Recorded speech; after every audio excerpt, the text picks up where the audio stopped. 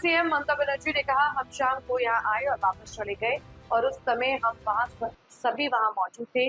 Monsoon का समय है, हर जगह लोगों को रोका जा रहा है और पुलिस ने शहीदों के परिवारों को घेर रखा है। हम शहीदों को याद करेंगे, इसे इतनी जबरदस्ती से नहीं रोका जा सकता।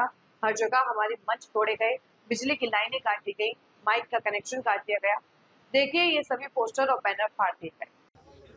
আমরা সন্ধ্যাবেলা এখানে এসে ঘুরে গেছি এবং আমরা সবাই ছিলাম তখন একেতে বর্ষা। বারবার আমি বলেছি চারিদিকে ছেলেপেলেদের আসতে বাধা দেওয়া হচ্ছে, শহীদ পরিবারগুলোকে পুলিশ পুরো ঘিরে রেখে দিয়েছে তাদের বাড়ি। আমরা তো শহীদ স্মরণ করব, সুতরাং এইভাবে জোর করে ফোর্সফুলি তো সবকিছু করা যায় না গায়ের জোরে। সেসব করার পরেও বাড়িতে আমরা যে অবস্থায় ছিলাম সেই অবস্থায় আমি, কল্যাণ, ডেরেক আমরা সবাই ছুটে এসেছি, কারণ দোলা, উপাসনা, পাপাই, প্রিয়াঙ্কা এরা সবাই মিলে আমাকে মেসেজ করেছে। কল্যাণও জানতে পেরেছে যে চারিদিকে আমাদের মঞ্চ ভাঙা হচ্ছে, ইলেকট্রিসিটির লাইন কেটে দেওয়া হয়েছিল, মাইকের কানেকশন কেটে দেওয়া হয়েছিল।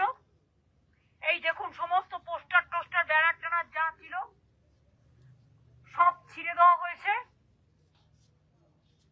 এবং বিজেপির ৬০-৬৫ জন বাইক নিয়ে একটা হুলিগানস বাহিনী এবং যাদের নেতৃত্ব দিয়েছেন একজন ক্রিমিনালস, কোর্টের অর্ডারে যিনি বাইরে আছেন, এবং কল্যাণ যেটা বলেছে ওর সাথে আমি একমত। He is one of the very very close associate, sorry to say, of the honourable chief minister. এবং আমি আজকে একটা ইউটিউবে দেখছিলাম কিছুক্ষণ আগে, তারা বলছিল কারা কারা বসে প্ল্যানিং গুলো তৈরি করেছে যাতে আমাদের এখানে কর্মীরা না আসতে পারে। একদিকে পুলিশ দিয়ে আর একদিকে বিজেপি দিয়ে বাদরামো করার